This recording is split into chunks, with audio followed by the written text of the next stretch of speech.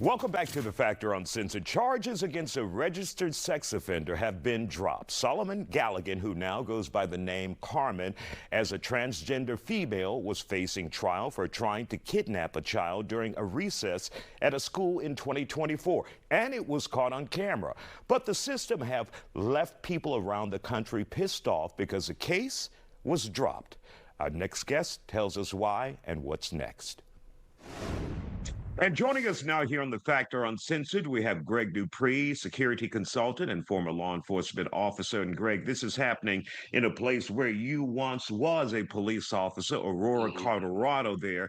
And an individual by the name of Solomon Gallagher is in the spotlight as a result of attempted kidnapping a year or so ago, but now he's free. So tell us what happened with Solomon.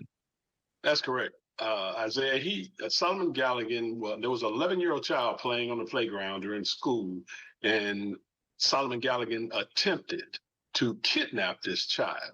Okay, he was stopped, arrested, and charged, and he went through the judicial process, and he was given a mental competency exam, and it was determined that he was not competent enough to stand trial, and subsequently the charges were dismissed. Now, to me, the way their laws are written, it seems ridiculous because this guy is still a threat to the public. His family has even said so. He's been diagnosed as bipolar schizophrenic. He's also begun the process of going through gender reassignment, and I just find it hard to believe that he was deemed stable enough to go through that process, but not stable enough to stand trial for this, this crime that, could have cost the child their lives. And many hands are tied in Colorado as a result of the law there, which would not allow them to move forward with prosecution in this case. In fact, the judge, when dismissing this case, ordered him to undergo 3 months of treatment. But that's a maximum that the judge can give him at this point. And the family says he needs long-term care.